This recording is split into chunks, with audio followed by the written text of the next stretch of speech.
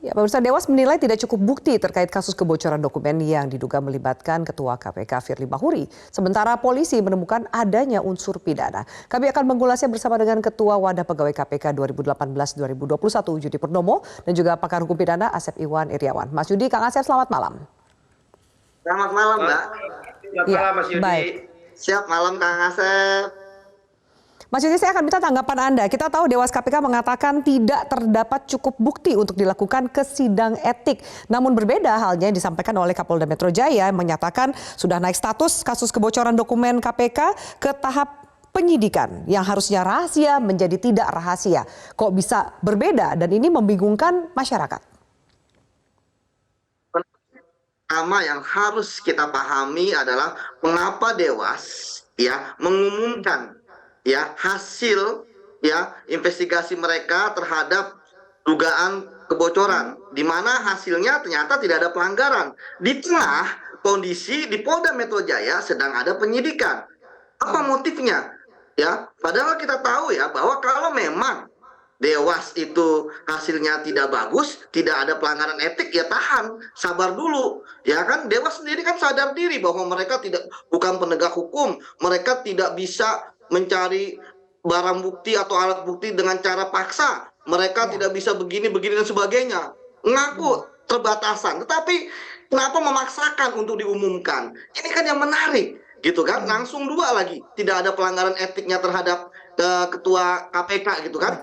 Terkait dengan pelanggaran etik dugaan dalam pemulangan Pak Endar, gitu kan? Dan pencopotannya sebagai direktur penyelidikan. Dan yang kedua terkait dengan kebocoran kasus penyelidikan di SDM. Jadi saya pikir walaupun ini tidak berpengaruh terhadap proses penegakan hukum, tapi sedikit banyak benar bahwa masyarakat akan bingung loh, kok Dewas mengatakan tidak ada, Tapi Polda mengatakan bahwa ini sudah ada peristiwa pidananya karena sudah masuk penyidikan, tinggal menemukan tersangka. Nah, apa yang perlu kita pegang? Ya tentu Polda Metro Jaya lah, gitu ya. Mengapa? Karena itu ada proses penegakan hukum. Berbeda dengan Dewas tadi yang saya katakan belum apa-apa sudah nyerah, sudah mengatakan tidak ada, gitu kan? Kalau memang bijak, seharusnya Dewas menunggu dulu, biarkan sajalah Polda Metro Jaya untuk melakukan atau mengusut atau menyidik kasus kebocoran ini, karena mereka adalah penegak hukum, bisa melakukan upaya tindakan hukum, misalnya memanggil saksi, gitu kan, melakukan penggeledahan dan lain sebagainya. Oleh karena itulah maka yang harus kita camkan bahwa yang harus kita akui adalah proses penyidikan di Polda Metro Jaya. Seperti itu, Mbak. Oke, baik. Apa tanggapan Anda mengapa kemudian Dewas tidak menunggu? Apa dugaan awal Anda? Sementara disampaikan juga toh tidak ada pelanggaran etiknya. Berkaitan dengan apa? Sejauh mana hal ini berkaitan dengan penyidikan yang dilakukan di Polda Metro Jaya, Mas Yudi? Itu Dewas sendiri yang harus menjawab kenapa bisa seperti itu ya. Kalau dari saya, ini kan dan publik juga melihat kan ini kan seolah-olah Dewas seperti melindungi Firly Bahuri, gitu kan. Nah, itu yang kemudian menjadi persepsi yang akhirnya di masyarakat berkembang, kok Dewas nggak ada pelanggaran etiknya, tapi kok ada pidananya di Polda, gitu kan. Akhirnya kan seperti dibenturkan, gitu kan.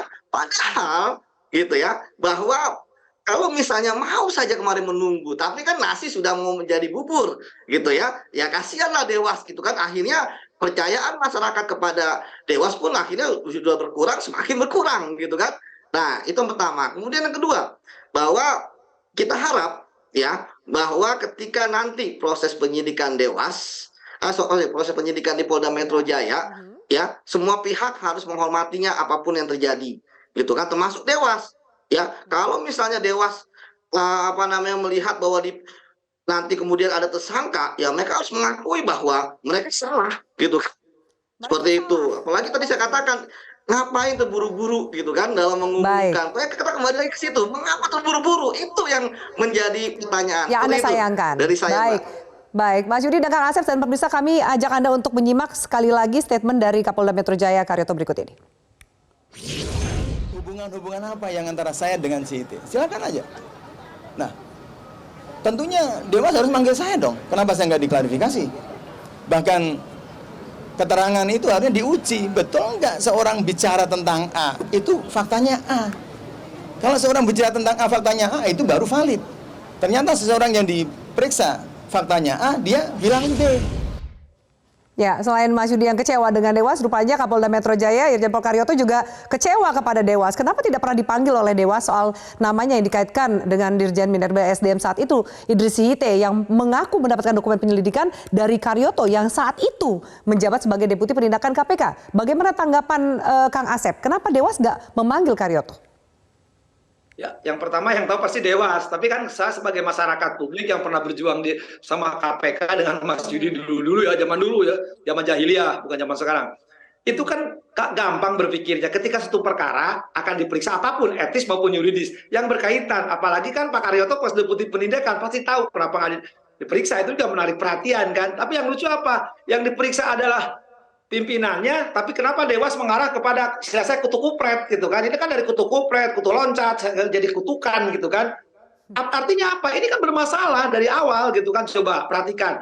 Di sekarang ini lah bermasalah, dulu kan nggak pernah ada bermasalah. Coba pimpinannya dari dulu bermasalah etik berapa kali? Satu lagi yang perempuan sampai dikeluarkan, diganti. Bermasalah juga gitu kan. Kemudian di tengah jaksanya yang berhenti juga hubungan dengan Mahkamah Agung. Kemudian di penyidik gitu. Ini kan masalah banyak sehingga kan jadi kutukan-kutukan gara-gara kutu tadi kan. Entah loncat kan jadi kupret kayak. Tapi ternyata kita berharap di Dewas bertindak semua. Ini berantakan semua. Sejak awal saya katakan, sudahlah bubarkan KPK ini, udah nggak penting di Republik ini.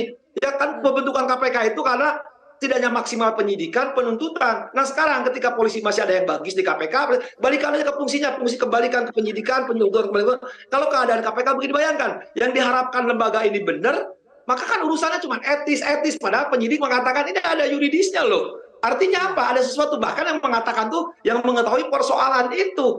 Apalagi kalau kita buka semua gitu kan, dari mulai penyidikan, penuntutan hingga pemeriksaan. Nah, kan lucu nanti katakanlah sekarang larinya ke kutu kupret nih yang 4 miliar ini. Ini kan tidak hanya sekali, dulu juga pernah ada kejadian. Kalau sekarang diperiksa, jangan-jangan nanti kalau udah diputus diproses, dia kan suka ngelepas-lepaskan tahanan di LP pun bisa keluar gitu kan. Faktanya kalapas juga, lapas suka miskin yang untuk koruptor bisa keluar kan, bisa belanja, bisa kawin lagi, bisa bikin rumah. Nah maka saya bilang, ya ngapain lah ada KPK, bubarkan aja lah, udah nggak penting menurut saya. Ya ngapain, balikan aja sekarang. Ya penyidik ke polisi, penuntut kepada kejaksaan. Kalau keadaannya begini, lain kalau KPK dulu kan. Enak sekali kan, apa KPK sekarang KPK dicuekin oleh kami peduli amat lah mau apa-apa juga. Karena sekarang sudah tidak percaya. Gitu ya, Kang? Jadi mulai awal penyidikan sampai diputus bermasalah kan. Ini coba sekarang pimpinannya bermasalah, berkali-kali kode etiknya. Penyidiknya juga ada masalah. Kita baca kan baru kemarin kasus penyidik yang kaitannya dengan komisioner penyidik dengan wakil ketua DPR yang dihukum itu kan. Kemudian jaksanya berhubungan. Itu sekarang kalau didiamkan, ya kita ngabisin biaya lah, sudah nggak penting amat menurut saya. Bubarkan aja sudah. Baik, kita lanjutkan sesaat lagi Mas Yudi, Kang Asep gitu. Lalu kemudian ketika sudah naik status kasus kebocoran dokumen ini ke penyidikan, harusnya ada tersangka. Kenapa belum tidak diumumkan dalam waktu dekat? Dan mungkinkah tersangkanya adalah Ketua KPK Firly Bahuri? Kita lanjutkan sesaat lagi. Kang Asep ditahan dulu, kita jeda dulu ya, usai yang satu ini. Ya, baik, saya minta tanggapan dari Mas Yudi, Kang Asep. Satu pertanyaan untuk dua narasumber. Ini sudah ada unsur pidananya, sudah naik status dari penyelidikan ke penyidikan, harusnya ada tersangka. Sampai saat ini belum diumumkan. Mungkinkah tersangka itu adalah Ketua KPK Firly Bahuri, Mas Yudi? Ya, saya tidak akan berandai-andai ya, karena saya mantan penegak hukum, bicara berdasarkan fakta. Tapi yang jelas ya, kalau memang nanti ada pimpinan KPK yang menjadi tersangka ya, maka dia akan berhenti sementara. Itu yang pertama, gitu kan. Ya kemudian yang kedua, ya tentu hal ini harusnya menjadi reformasi di KPK ya, baik kultural maupun sistem gitu kan. Karena kan kita melihat apa yang terjadi di KPK ini kan karena seperti filosofis ikan gitu kan, ikan busuk kan dari kepalanya gitu kan. Kenapa akhirnya terjadi di rutan ya, itu karena mereka melihat pimpinan KPK bermasalah, problematik gitu kan, pelanggaran etik dan sebagainya. Kemudian efeknya pun juga hukumannya juga nggak berat-berat banget gitu kan. Apalagi memang Dewas itu tidak bisa memecat pimpinan KPK ya, kalau pegawai bisa mereka seperti itu Mbak. Jadi kita tidak bisa berandai-andai ya apa yang terjadi ke depannya, tapi kalau sudah ada penyidikan tentu nanti akan ada tersangkanya. Kan juga ada urusan pribadi secara personal antara Firly dengan Karyoto. Anda juga melihat itu sebagai bumbu dari pengusutan kasus kebocoran dokumen ini? Ya, saya kenal dengan Bang Karyoto ya. Pak Kapolda Metro Jaya, saya pikir beliau adalah orang yang objektif dan profesional ya. Artinya penyidikan itu ya pasti terkait dengan menemukan alat bukti, barang bukti gitu kan, dan kemudian secara profesional bisa menemukan unsur-unsur terjadinya pemidanaan terhadap seseorang gitu kan untuk dijadikan tersangka. Jadi saya pikir tidak ada lah urusan pribadi di situ. Karena saya pikir apa yang dilakukan oleh kepolisian yaitu bagian dari upaya mereka untuk mendukung pemberantasan korupsi ya, terutama apa yang terjadi di KPK supaya pembocoran ini bahaya loh Mbak. Ketika orang koruptor tahu terkait dengan mereka sedang diinvestigasi oleh KPK, mereka akan pertama akan membersihkan bukti-bukti, kemudian yang kedua akan melarikan diri, kemudian yang ketiga ya akan menekan saksi-saksi supaya tidak bicara bahwa mereka ikut terlibat, dan yang keempat menyembunyikan aset-aset maupun uang-uang mereka baik yang ada dalam negeri maupun luar negeri. Jadi bagi saya pembocor ini merupakan pengkhianat dalam upaya kita memberantas korupsi, dan apa yang dilakukan oleh Polda Metro Jaya adalah upaya untuk menyelamatkan pemberantasan korupsi. Seperti itu, Mbak. Baik, Kang Asep, menurut Kang Asep dalam waktu dekat akankah diumumkan siapa yang akan jadi tersangka dalam kasus kebocoran dokumen yang saat ini tengah disidik oleh Polda Metro Jaya? Dan mungkinkah itu menyasar ke Ketua KPK? Ya, kalau Kapolda menyatakan udah nyampe penyidikan itu serangkaian tindakan untuk terangnya perkara menemukan korupsi kan, tindak pidananya. Berarti ada tindak pidana. Ketika bicara pidana itu siapa, berbuat apa, dapat dipertanggungjawabkan. Kalau larinya ke masalah kebocoran dokumen, ya kaitan SDM dengan KPK aja dicari, masa nyari hutan atau nyari setan anak beranak. Itu kan nggak mungkin. Sudah jelas sebenarnya Kapolda menyatakan sudah mencapai penyidikan berarti tindak pidana. Kalau pidana berarti perbuatan itu ada yang melakukan kan. Yang melakukan tinggal cari aja tuh. Yang dibocorkan siapa, yang dibocorkan siapa. Emang kebocoran ke WC. Kang Asep, lalu Anda setuju bahwa seakan-akan Dewas ini melindungi Ketua KPK Firly Bahuri dari sudah berapa kali dilaporkan ke Dewas, namun catatan kami hanya sekali kena teguran, sisanya bisa dikatakan lolos dari sidang etik Dewas? Ya sekarang namanya pengawas harus berani loh, masa pengawas nggak berani? Pengawas itu kan Pak, ketua pengawasnya kan ngerti, dia bekas jaksa, di situ ada anggotanya Albertina Ho ya, 3 hari saya peluk-peluk tuh Albertina Ho, saya bilang ayo semangat lo, saya gituin kok kemarin tuh disentul, tanya Albertina Ho ya. Tapi sekarang kalau cuma umumkan kutu kupret, sebenarnya ada kutu loncat tidak dikutuk ya percuma menurut saya kan.